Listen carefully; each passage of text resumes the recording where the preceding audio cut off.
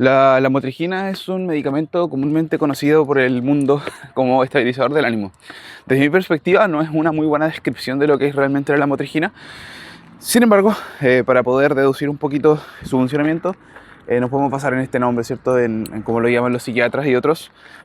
Básicamente porque cumple en muchos casos esta función de estabilizar el ánimo, ¿no? ¿Cómo lo veo yo desde mi perspectiva? Un poquito diferente. ¿Por qué? Básicamente digo que es un poquito distinto porque sí, funciona como un estabilizador del ánimo en gran parte, pero principalmente lo que hace es una regulación de una serie de químicos que están en el cerebro eh, que hacen y permiten o estimulan la excitabilidad de las redes neuronales.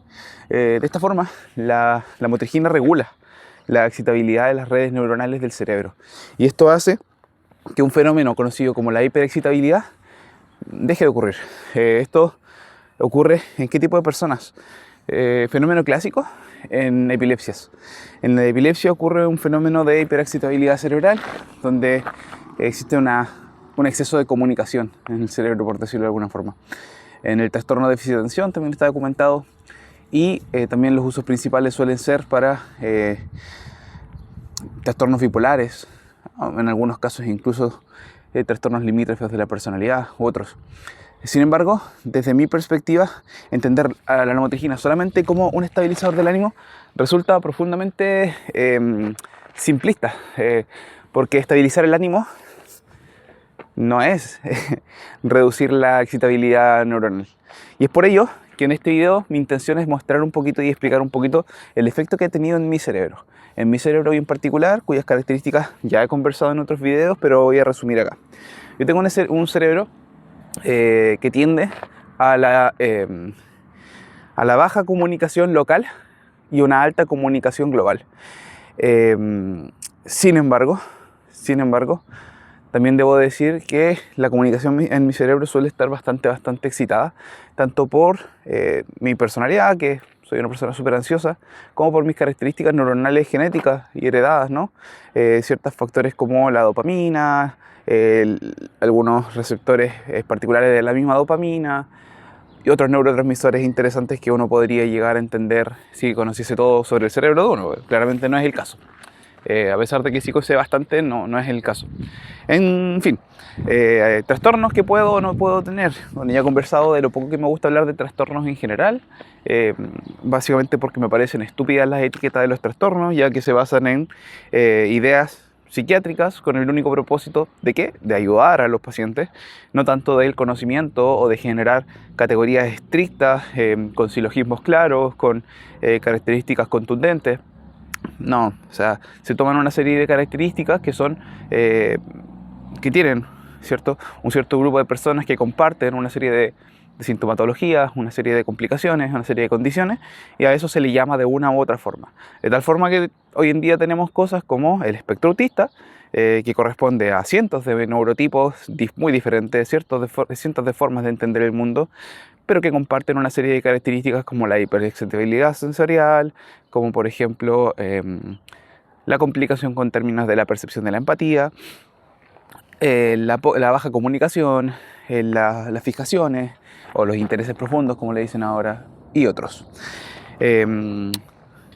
De la misma forma tenemos otro tipo de espectros, como por ejemplo los espectros relacionados a los trastornos esquizoafectivos, si no me equivoco que se llaman así. Y dentro de eso ya tenemos otra serie de cosas y podemos encontrar una variedad importante.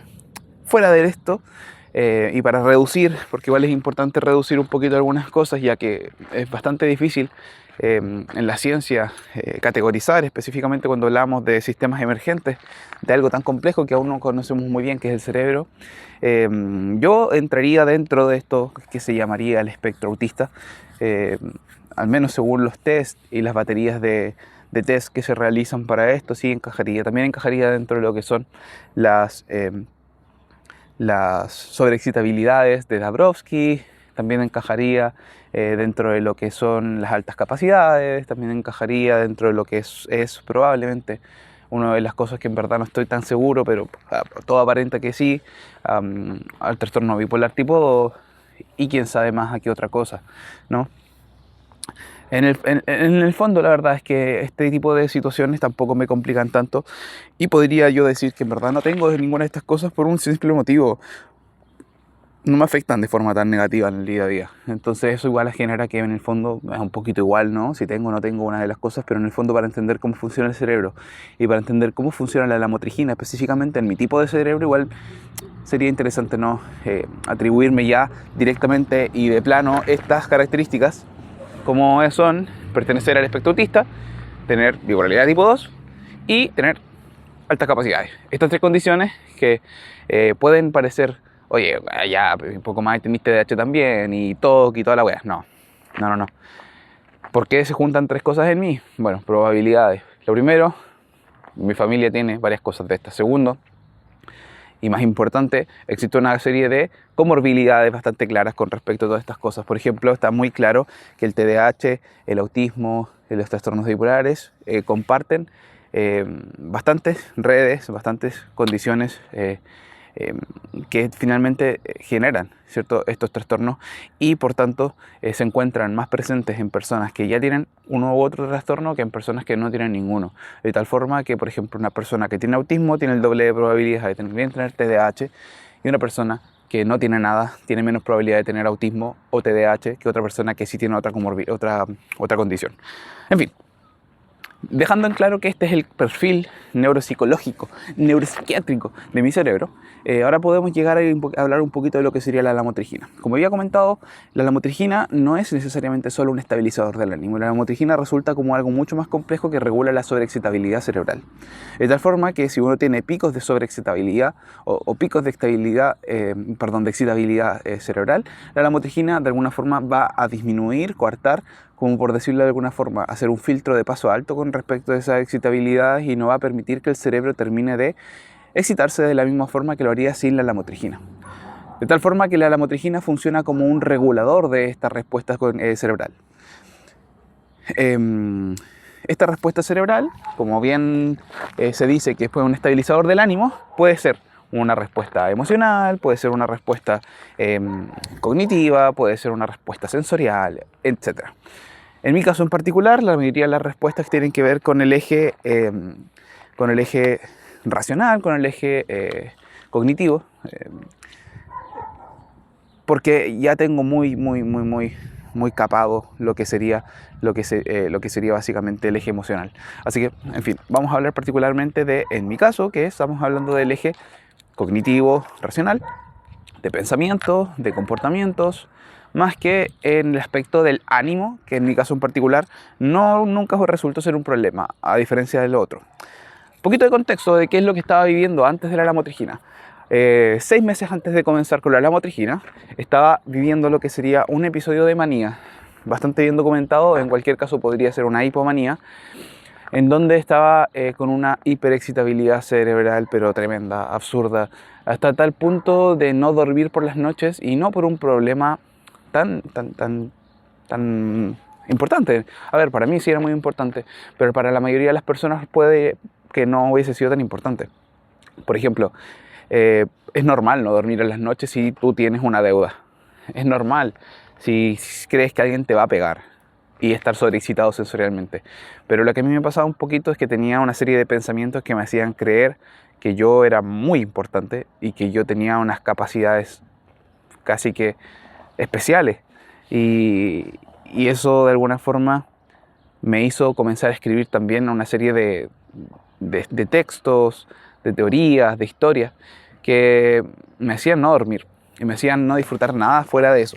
Es decir, cuando estamos hablando de que yo hacía eso, estamos hablando de que de hecho lo que me estaba pasando es casi como un complejo mesiánico. Tenía como un complejo divino sobre mi existencia en este mundo y sobre mi rol, sobre lo que debía hacer, que estaba asociado principalmente a la construcción de una teoría que llamé y llamo la metapoiesis, pero que todavía no termino de escribir porque se me pasó. Entonces, ¿qué es lo que ocurre? A mí me pasa que cada 3 meses, pues, viene algo en mi cerebro que ha sido muchas fijaciones, muchos intereses profundos, como en el autismo, pero acompañados de dos cosas.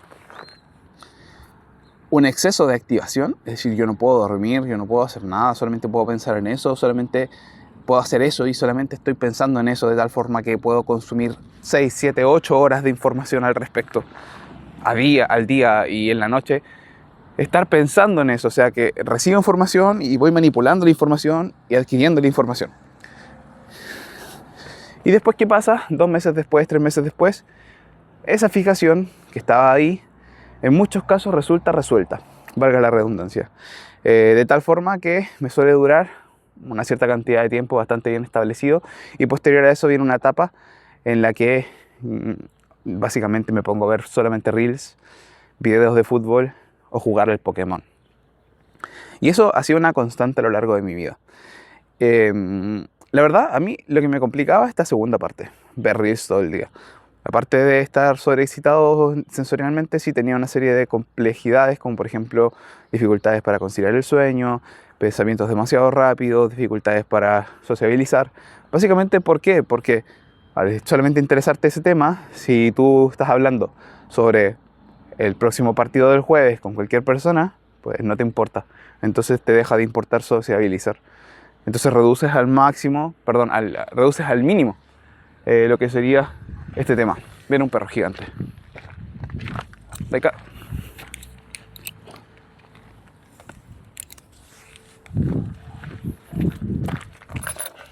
Joder, es que hay un perro y Rottweiler y me voy a ir.